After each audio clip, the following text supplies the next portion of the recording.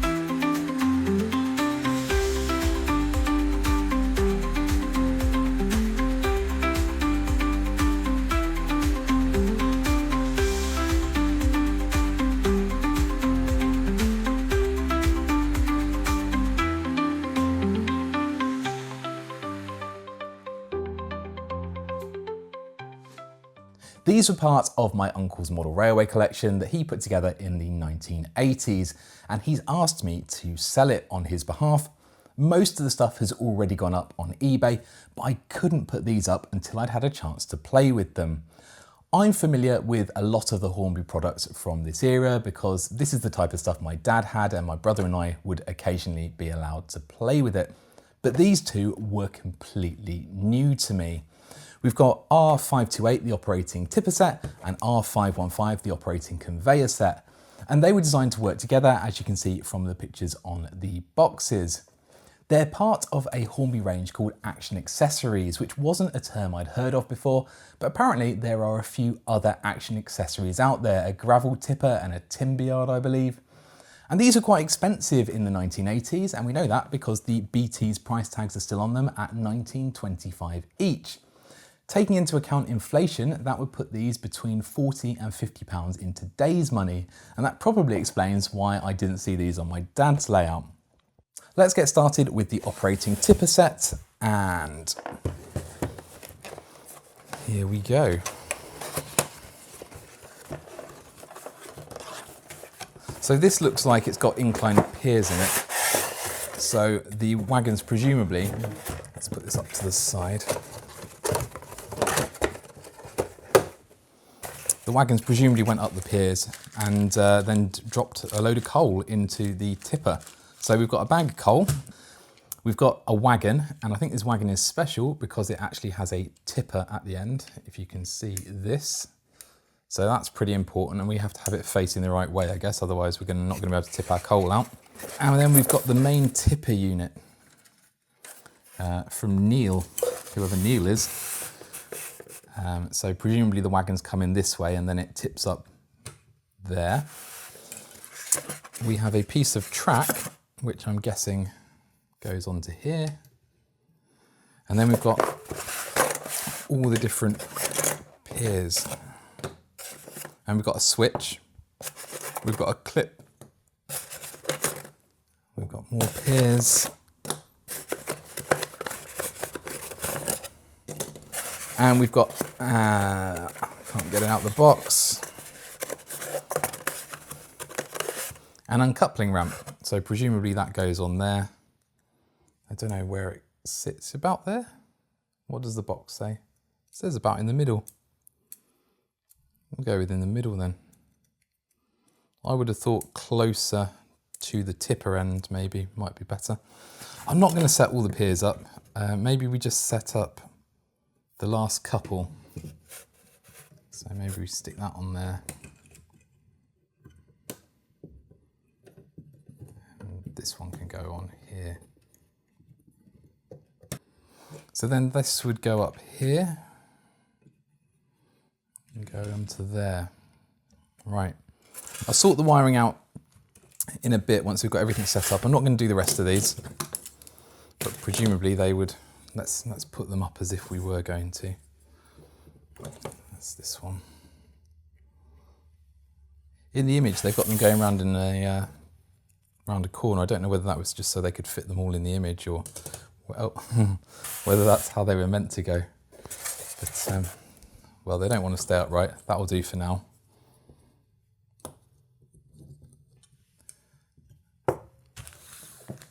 Won't get the coal out for a second because that's just going to make a mess, I think. Now let's look at the conveyor. Crigglestone. I'm not sure if that is a real aggregates producer or not, but there we go. I think that goes that way. Then we've got this hopper thing, which can go there. There's even a nice slot for it. Got another switch.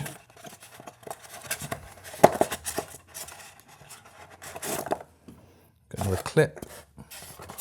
And then we've got this motorized unit.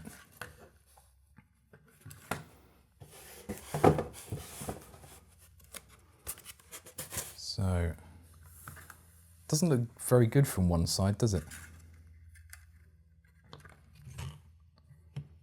Oh well, it's just the way it's going to have to be. So I'm guessing that goes in there. That seems to be in place. I'll bring the wires out the back. What else have we got? A chute. How does this go on? Working off the box.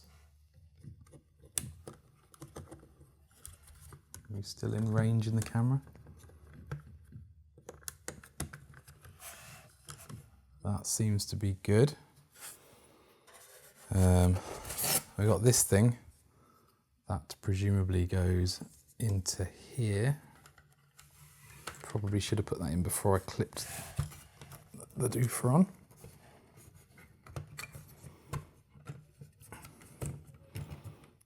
Not the snuggest fit.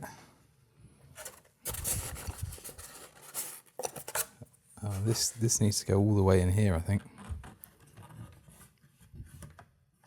Oh, that's better. That's better, yeah. And these slot in here, do they?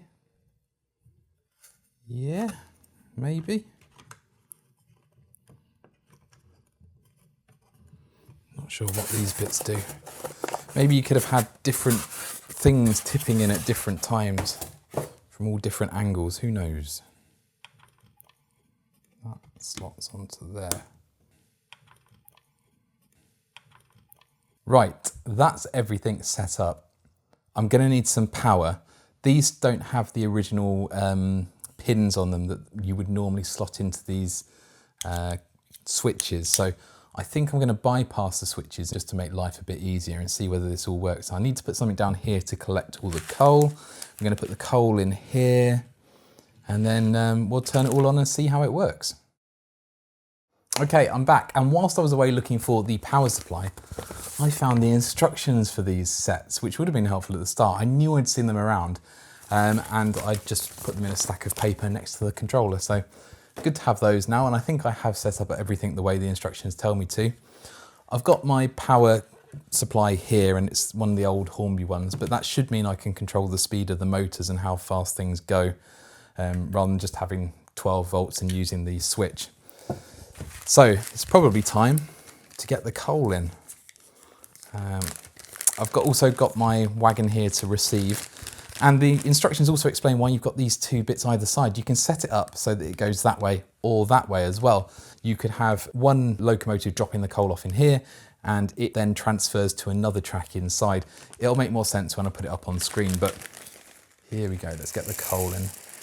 I remember having this on my dad's layout, and it used to go everywhere, so maybe we just go with that for now, and hopefully let's turn the dial and see whether this works.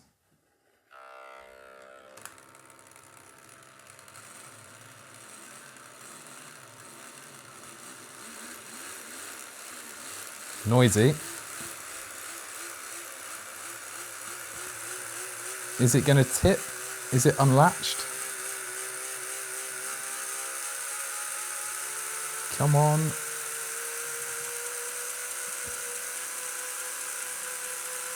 I don't think it's unlatched. Right. Oh, no, it is. No, it isn't. No, it isn't. Right, we'll have to come back down again and make sure it's unlatched. Attempt 1, fail. But it does work. That's something. Is this unlatched? Yeah, I think it is. There we go. Let's try again. Come on. Let's go.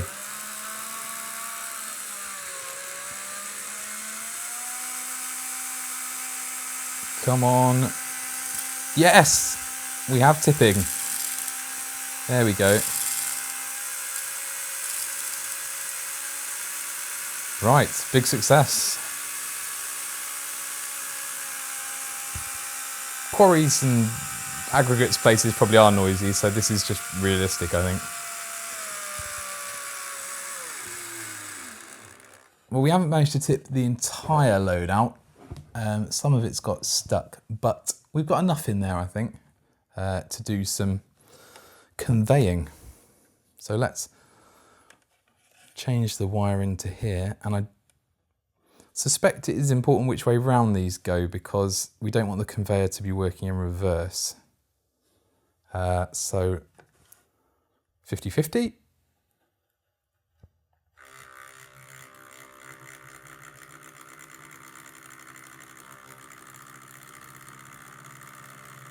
And I think we are going the right way. Yes. Yes. Convey. Maybe a bit more juice on this one. Oh, come on. Come on. And we're off.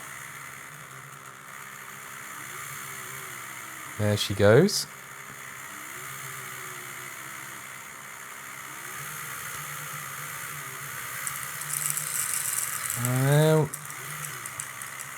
We have successfully conveyed. Let's do this one more time then. A bit more coal in the old wagon. Let's fill it to the brim. I can smell the motors, which, if I remember from the 1980s, is a feature of 1980s motors, is that they're one for all the senses. Right, let's plug this back in. I wonder if there's some electronics in there that mean the conveyor can only go one way.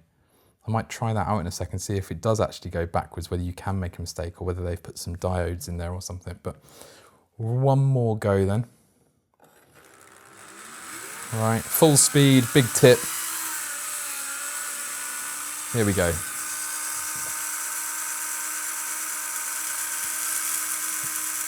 Oh yeah, that's better. That's how it should look. Get my phone out as well so you can get up close to the action. There we go. So that's where we are at the moment.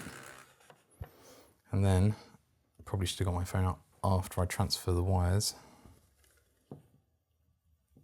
Come on.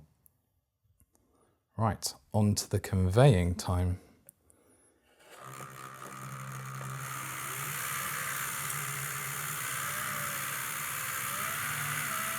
Oh, that's a beautiful sight.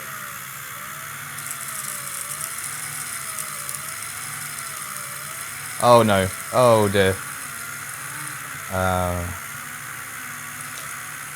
Yeah, that's how I remember this stuff. Going everywhere. So there we go, the operating tipper and conveyor sets from Hornby. Fun accessories, very creative, and it's a shame that Hornby doesn't have an Action Accessories offering in the current range. Something like this would almost certainly appeal to younger modelers. More serious modelers, maybe not. They'd probably see this as a bit toy-like and a gimmick, but that's about it for this video. I'm going to get all this boxed back up and list it on eBay. If you're interested in it, then I'll put a link in the video description below. Special thanks to all the YouTube members and patrons for your support. It's very much appreciated, and I'll put your names up on the screen now. If you enjoyed this video, then please give it a like and subscribe to the channel. Thanks for watching, and I will hopefully see you again soon.